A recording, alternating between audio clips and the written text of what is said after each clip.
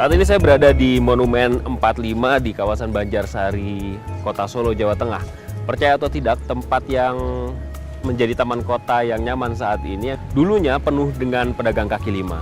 Nah, pedagang kaki lima akhirnya bisa direlokasi dengan cara yang damai dan tanpa pertikaian. Tidak seperti daerah-daerah lain yang biasanya mewarnai relokasi pedagang kaki lima atau penggusuran pedagang kaki lima. Bagaimana itu bisa terjadi? Siapa yang melaksanakannya? Ikuti saya dalam program Tokoh kali ini.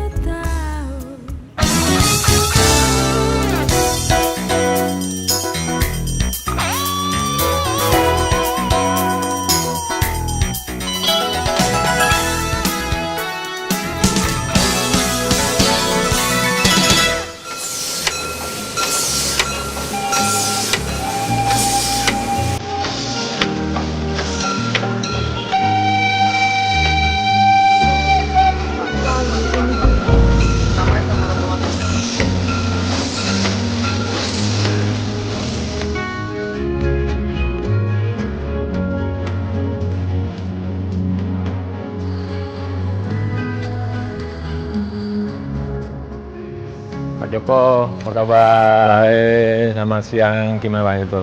Baik, ini pemirsa, wali kota yang dapat 90% perolehan suara itu ilmunya apa, Pak? Ilmunya apa? Ya, ilmunya selalu dekat dengan masyarakat, selalu berkomunikasi dengan masyarakat, selalu ada di masyarakat, saya kira itu aja. Jangan lama-lama di kantor lah gitu. Pak Joko itu kan sarjana Teknologi kayu, kehutanan. hutan ya? Iya, kehutanan. Kok bisa melenceng jadi politisi, jadi birokrat gitu, gimana ceritanya? Ya, adalah saya setelah lulus dari teknologi kayu, kemudian masuk di bisnis ekspor mebel dan Mebel ya? Masih ada hubungannya mebel tuh dan sama kayu? masih. Kemudian setelah 21 tahun di situ, yaitu 5 tahun yang lalu, saya didorong untuk Maju. gitu aja kira-kira. Memang kita sambil jalan, Pak ya. Kita akan melihat Solo setelah dipimpin sama Pak Jokowi nih. Katanya banyak terobosan-terobosan yang sudah dilakukan. Pak, 5 tahun yang lalu ya, Bapak mulai maju sebagai calon waktu itu, calon wali kota.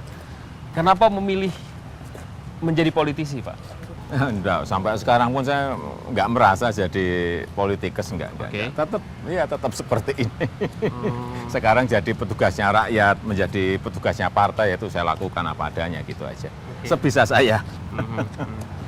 Nah, niat Bapak ketika awal pertama 5 tahun yang lalu di masa bakti yang pertama mau maju gitu.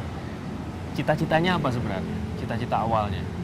Cita-cita awalnya saya melihat kota saya, kota Solo, kurvanya kok menurun gitu. Tidak berubah ke tempat yang lebih baik. Saya tergerak untuk itulah gitu aja kira-kira. Dan harus menjadi wali kota ya, menurut Bapak ya? Ya, mau tidak mau, karena kalau nggak mau mempunyai power untuk merubah kota, power itu didapatkan kalau kita jadi wali kota mestinya. Iya. Nah, yang kembali ke masalah 90% itu.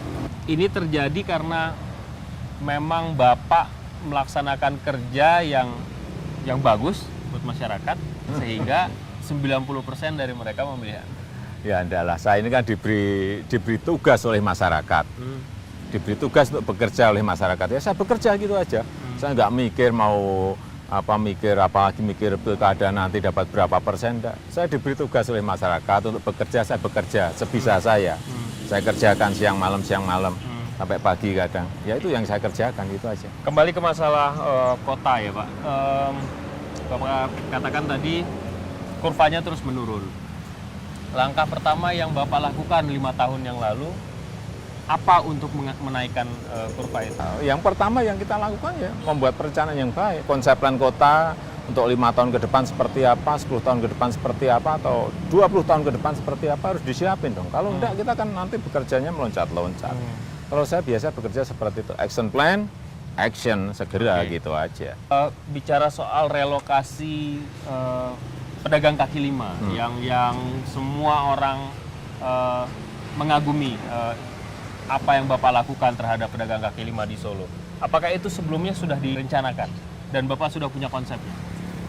Saya hanya melihat di beberapa negara ya, mereka tuh diberi space, mereka diberi ruang, entah yang namanya kawasan PKL, entah yang namanya kantong PKL untuk street vendors, semuanya diberi ruang. Tapi kenapa di kota ini atau di negara ini mereka tidak diberi ruang?